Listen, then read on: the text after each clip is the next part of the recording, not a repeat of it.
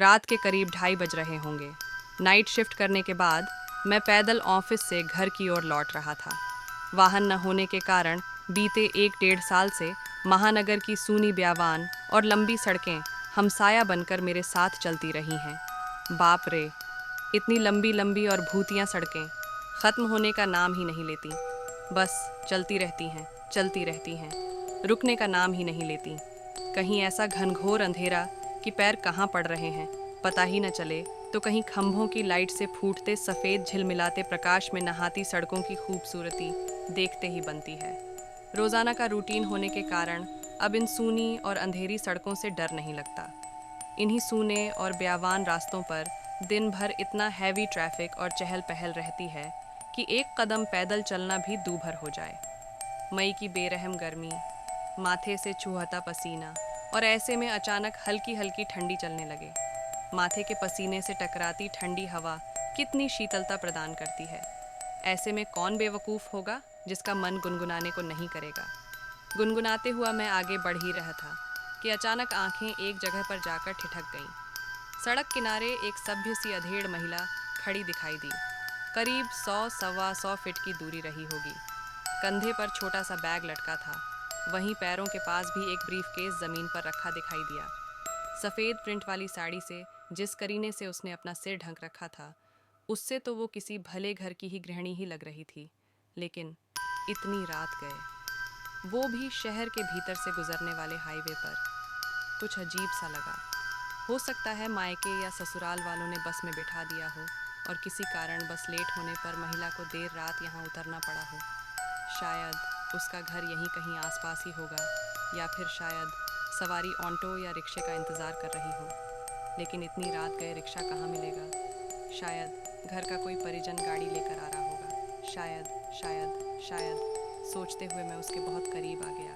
नज़रों से नज़रें टकराई, मगर वो ज़रा भी नहीं झेंपी। मेरी आंखों में बराबर देखती रही। भय का नामो निशान तक नहीं, वरना इतनी अंधेरी और सूनी रात में एक अकेली महिला, कम से कम मुँह जैसे मवाली सरीखे इंसान को देखकर तो डर ही जाए। लेकिन वो तो लगातार घूरती रही। चेहरे पर न कोई हाव न कोई भाव। हाँ, होठों पर मुस्कान बराबर जमी रही। मैं ही झेंप गया। मुझे ही नज़रें हटाना पड़ी, कहीं ऐसी वैसी तो नहीं। फिर एकदम से सिर झटक दिया।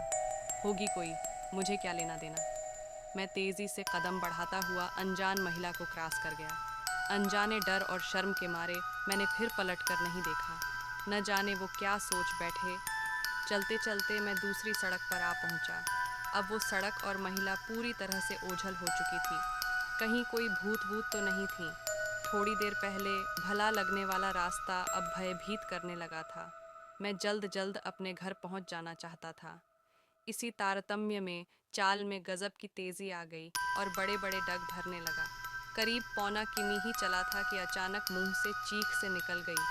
वो महिला करीब 100 गज दूर उसके सामने सड़क किनारे ठीक उसी ढंग से खड़ी दिखाई दी। कंधे पर बैग और ज़मीन पर ब्रीफकेस। ये कब यहाँ आ गई? एक ही रास्ता तो है। न कोई गाड़ी निकली और न ही वह पैदल दौड़ती हुई मुझसे आगे निकल गई। मेरा पूरा शरीर मारे डर के पसीने से तरबतर हो गया। लगा कि आज की रात आखिरी रात है। वो भूतिया औरत कुछ देर में मुझे चबा चबा कर खा जाएगी।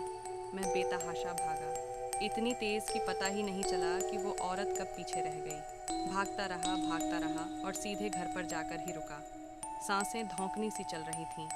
घर के बाहर ही कुछ पल खड़ा रहकर अपनी सांसों पर कंट्रोल किया। अगले दिन शाम करीब 5 बजे ऑफिस पहुंच गया। एक बुजुर्ग कर्मचारी को रात का सारा घटनाक्रम सुना डाला। हंसते हुए बोले, नूर चचा, अरे कहीं बूछड़ खाने के पास की बात नहीं कर रहा?